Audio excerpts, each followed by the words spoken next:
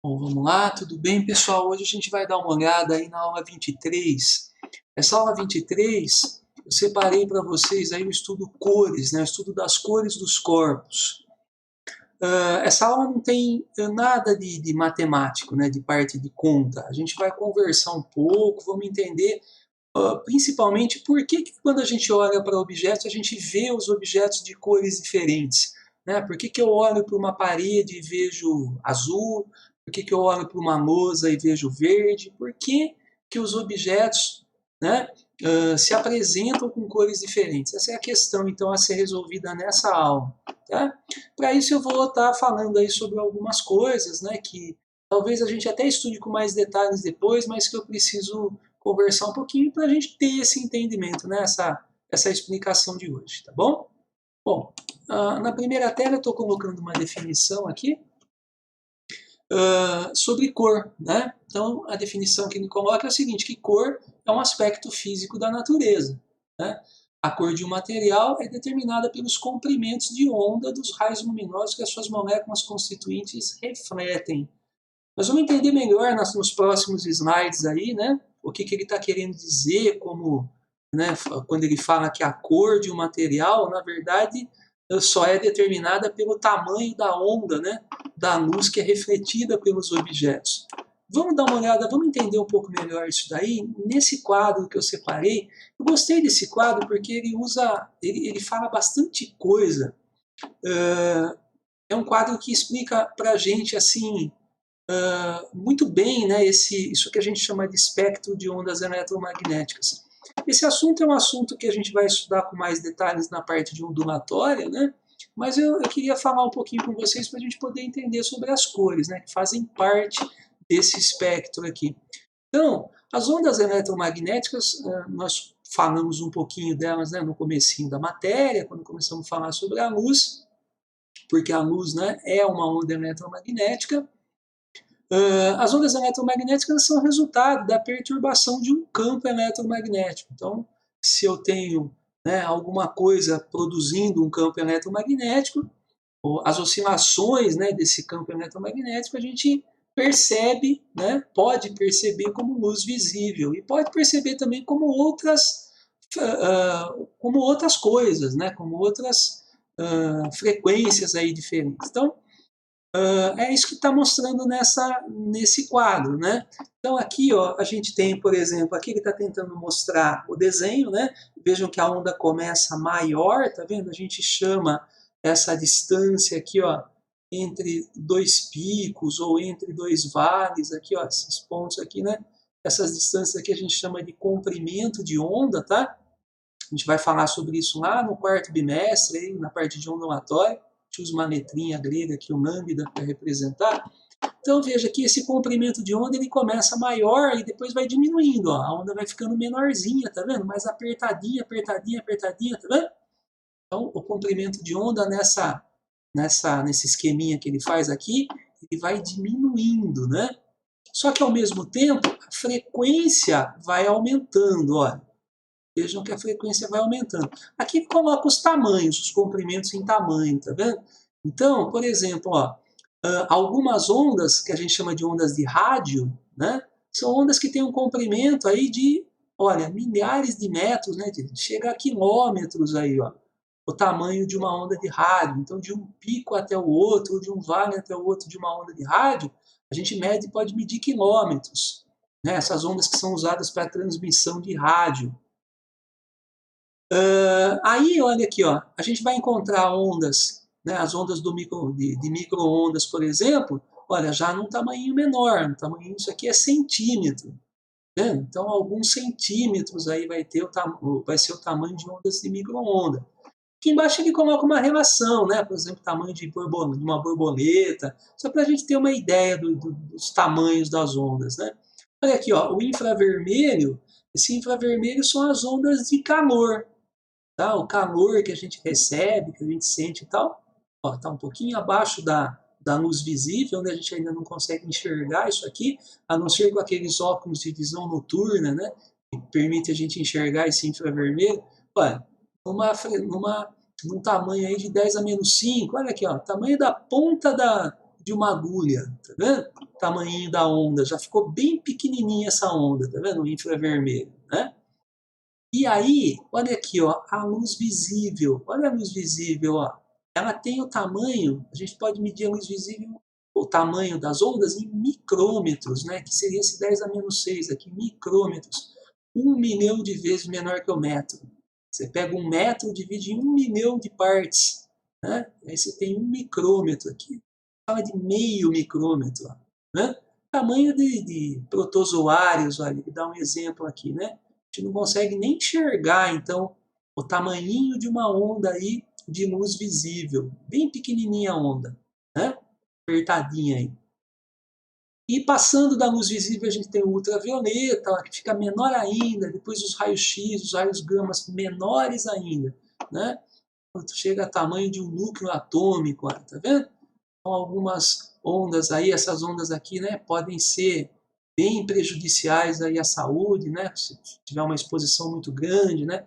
Então, ultravioleta para frente aqui, né, as ondas acima da luz visível, porque elas são tão pequenininhas que elas ficam, né, penetrantes, né, elas podem interferir, por exemplo, na reprodução celular, né, na divisão celular, em várias coisas aí. Então, a gente tem problemas aí, pode gerar problemas para a saúde, né? Ondas muito pequenas, assim. Isso daí enquanto ao tamanho. Então, vejam que o tamanho aqui foi ficando cada vez menor, né? Nessa escalinha. Mas só que a frequência, ela é o contrário, ela vai aumentando, tá vendo? O que é a frequência? É o número de ondinhas que a gente vai encontrar, né? Por segundo, passando. Imagina aqui assim que essa ondinha está viajando, né? E aí eu faço uma marquinha aqui e falo assim, ó, vamos ver quantas ondas vão passar por essa marquinha aqui por segundo, né? Então, o número de ondas que passarem por aqui por segundo, a gente vai chamar, a gente vai dizer que é um número que está medido em hertz. Esse hertz é ondas por segundo, né? Então, eu vejo que enquanto que a onda de rádio, ela tem aí, ó, na ordem de 10.000, né? 10.000 aí ondas por segundo, né? Olha aqui, ó, aí vai crescendo e tal, e a gente vai ter, ó, vai chegar a 10 a vigésima, quer dizer, absurdo esse número aqui, bem grande aqui, frequência bem grande, né, para ondas de raio-x, de raio gama.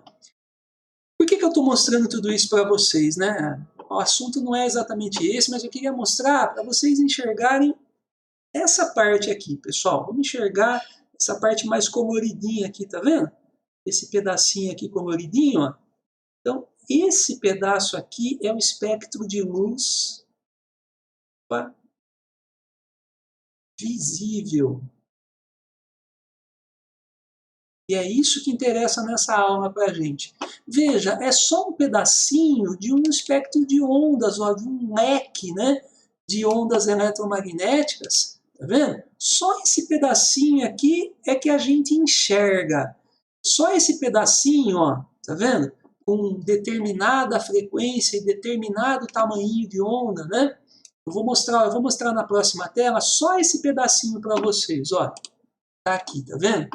Olha, eu tirei de lá só aquele pedacinho que interessava. Ele vai de 4,3 a 7,5, 10 a 14 Hz. Imagina isso daqui, né?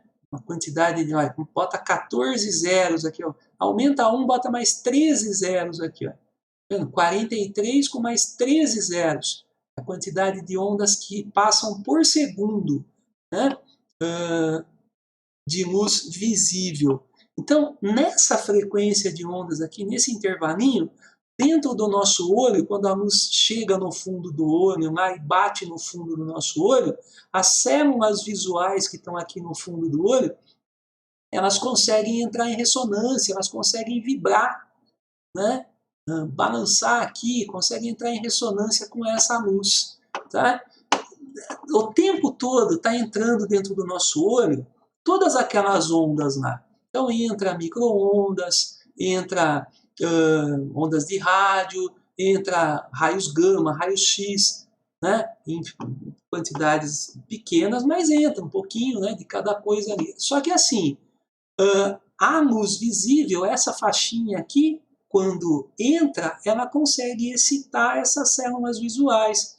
E aí, essas células, né, conseguem mandar, né, impulsos elétricos aqui pelo nervo óptico até o nosso cérebro, e aqui atrás do nosso cérebro a gente consegue receber, né? Já falei sobre isso numa aula anterior, na parte de câmera escura, né? Receber essas informações, decodificar e transformar em imagens. Quer dizer, o que a gente vê é essa faixinha aqui.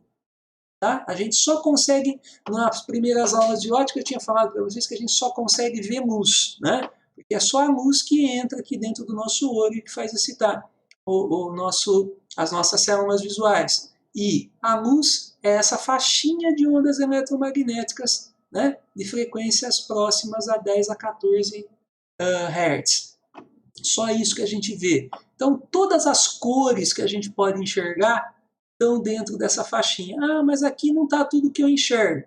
Só que a gente pode misturar isso, né? Um pouquinho de cada, e aí a gente tem interpretações diferentes aqui. Vamos poder ter uma gama muito grande aí de cores, né? Visíveis. Isso só vai depender do nosso cérebro conseguir interpretar todas essas variações, essas combinações possíveis aí de ondas de luz visível, tá? Então essa primeira parte da aula era mais para a gente entender mesmo a luz, né, como uma onda eletromagnética, com uma frequência específica, com um tamanho de onda específico, e entender que é isso que faz a gente enxergar cores. Né? As cores estão aqui. Só que a questão é a seguinte, quando a gente vê tudo isso junto, que a maioria das vezes a gente vê, né, tudo junto, a gente não consegue ver, né, se está misturado isso aqui, a gente não consegue identificar todas essas frequências de luz. Quando a gente vê tudo junto, a gente tem uma impressão de branco. E aí, vejam uma coisa muito legal. A gente chama de luz branca o conjunto de todas as cores, tá? De todas as frequências de luz visível que chegam no nosso olho. Então, se chegarem todas as frequências juntas, nosso cérebro não vai conseguir separar isso. E ele vai entender, vai dar uma interpretação que a gente vai entender como branco. Só que vejam que a luz branca, dentro dela estão todas as cores. Uma forma de provar isso é a partir de um pedacinho de vidro, que a gente chama de prisma de vidro, né? Então, se a gente pega um pedacinho de vidro e deixa a luz branca passar por ele, quando ela passa aqui dentro, né, vai acontecer uma mudança na velocidade da luz e cada frequência vai sofrer uma mudança diferente. Então, o vermelho, por exemplo, que é mais rápido, tem uma velocidade maior e tem uma frequência menor, mas tem uma velocidade maior do que as outras cores, ele desvia menos e aí vai passar por cima aqui. Já frequências maiores de luz, né, e, consequentemente, velocidades menores. Então, toda vez que a frequência aumenta, né, a velocidade fica menor. Então, frequências aí do azul, né, do violeta e tal, esses azulados aqui, são de uma frequência maior, mas uma velocidade menor. Então, se a luz entra mais devagar aqui, ela desvia mais. E aí ela vem aqui para baixo. E aí a gente tem uma separação dos raios de luz. Né? Então, dizem que o Newton fazia experimentos desse tipo no quarto dele, e fechava o quarto lá, acho que eu comentei com vocês numa outra aula, né? Deixava só uma frestinha da janela aberta, botava um pedacinho de vidro em cima da mesa e observava, né, isso aqui acontecendo. Na época ele não tinha CD, né? Hoje em dia a gente tem, por exemplo, você pegar um CD, apesar que o CD também passou da época, né? Mas se vocês pegarem aí, quem tem ainda o CD em casa, se pegar um CD e colocar na luz, a gente percebe, né, que a luz branca que chega nele, ela faz isso aqui, ó. Ela separa, né, acontece uma dispersão. Tá? Uma gotinha de óleo no chão, às vezes a gente vê, né, na pista, óleo na pista, fica tudo colorido, né, aquele óleo. Na verdade, aquelas cores que estão ali é a decomposição da luz branca. Então a luz branca chega na gotinha de óleo e, ao passar por ela, ela separa, ó, acontece essa dispersão também. Várias situações que a gente percebe. O próprio arco-íris, né? O arco-íris. Então você tem uma gotinha de água aqui em suspensão, depois que choveu aqui, né? Então você está aqui assim, acabou de chover aqui, a chuva está lá na frente, aqui, ó, né? E as gotinhas de água que estão aqui, ó, a luz do sol passa por elas, e aí acontece a decomposição e a gente vê aquele arco-íris, né? Toda vez que, né, parou de chover aqui, mas está chovendo para cá. E aí a gente olha lá na frente onde está chovendo e vê aquele arco-íris bonito e tal. E lá é a decomposição da luz branca que está passando pelas gotinhas de água, né? Bom, conversado sobre isso, entendido, né, que a luz branca, na verdade, é o conjunto de todas as cores, né, estão juntas ali. Queria mostrar para vocês agora a explicação, então, de por que a gente vê as coisas de cores diferentes, tá bom? E aparece nesse quadro aqui. Então, veja, esse objeto aqui, essa superfície aqui, uma pessoa que está aqui nessa posição vai ver essa superfície azul. Mas por que ela vê essa superfície azul? Porque esse material aqui, ou a tinta que cobre esse material, não importa, a superfície desse material aqui tem propriedades aí químicas, né, que vão fazer com que grande parte dessa luz visível que chega seja absorvida pela superfície, e o que é absorvido a gente não enxerga, né? Isso é absorvido, transformado em calor e tal. Só que, nesse caso aqui, por exemplo, essa superfície, ela não consegue absorver o azul. Tá vendo? O azul bate e reflete. Tá vendo? Então, por causa de propriedades químicas e tal dos materiais, cada material vai ter uma capacidade de refletir determinadas frequências de luz. Então, aquele material que consegue refletir o azul, a gente enxerga como azul, né? Esse material aqui já é um pouco diferente, ele consegue refletir só o vermelho. Então, o vermelho chega e é refletido, a gente consegue ver esse objeto vermelho. Todas as outras cores, ó, chegam e são absorvidas, a gente não enxerga, né? Uma superfície branca, né, uma camiseta branca, uma parede branca, por que a gente enxerga branco? Porque todas as cores que chegam são refletidas, pessoal. Aqui está meio mal feito aqui, né? Mas na verdade é isso, ó. Todas as cores que estão chegando aqui nessa superfície aqui, ela está sendo refletida, não está absorvendo, né? Está refletindo tudo. E quando chega tudo junto para o nosso olho, para o nosso cérebro interpretar, nosso cérebro dá uma ofuscada lá e ele entende tudo como branco, tá? Então, o branco, na verdade, são todas as cores juntas sendo refletidas. Por isso que é interessante a gente usar, por exemplo, né, num dia muito quente, usar roupa branca, porque a roupa branca ela esquenta menos, porque o que é esquentar? É absorver, né, e transformar em calor, em onda infravermelha. E nesse caso aqui, se todas as cores estão sendo refletidas, então ela vai esquentar muito pouco, né? Quase nada aí, né? Toda a luz vai ser refletida. Já há um objeto que é visto preto, atenção, é totalmente o contrário do branco, né? O objeto que é visto preto é porque todas as cores que estão chegando nele estão sendo absorvidas, nada está sendo refletido. Quando o nosso cérebro, né, não recebe luz, então atenção, ó, se eu estou vendo alguma coisa preta é porque não está chegando nenhuma luz no meu olho. Quando não chega nenhuma luz no meu olho, o meu cérebro entende isso como preto. Tudo bem? Por isso que quando apaga a luz de tudo, né, ou um dia muito escuro, dia muito uma noite, né, sem lua e tal, fica tudo escuro, tudo preto, né? Essa sensação aí de enxergar preto é porque não está chegando nenhuma luz no olho. Bom, quando não reflete nada, a gente entende como preto. É bem interessante isso, porque em algumas situações a gente costuma dizer que um objeto é vermelho, é azul, né, é verde, mas na verdade a gente deveria dizer que o objeto tem capacidade, né, tem características de refletir determinada cor. Mas afirmar que ele é de uma determinada cor é complicado, né? Em muitas situações. Eu quero mostrar isso melhor para vocês, essa afirmação, no exemplo dessa aula. Vamos dar uma olhada aqui. Durante a final da Copa do Mundo, um cinegrafista, desejando alguns efeitos especiais, gravou cena em um estúdio completamente escuro, onde existia uma bandeira da Azzurra, né, a bandeira da Itália, azul e branca, que foi iluminada por um feixe de luz amarela, monocromática. Monocromática significa só amarelo, mais nada, tá? Quando a cena foi exibida ao público, a bandeira apareceu, então é um testinho. Imagina a situação, pessoal. Imagina uma bandeira Eu não sei como é que é essa bandeirinha que eles fizeram, mas vamos imaginar, ela era azul e branca. Vamos repartir aqui, ó. Essa parte aqui é azul e essa parte aqui branca. Eu posso afirmar que ela era azul e branca na presença da luz branca, pessoal. Tá? O correto seria falar isso. Essa bandeira ela é azul e branca na presença de luz branca. Porque senão eu não posso afirmar isso, que ela é azul e branca. Porque essa cor, né, não é uma característica.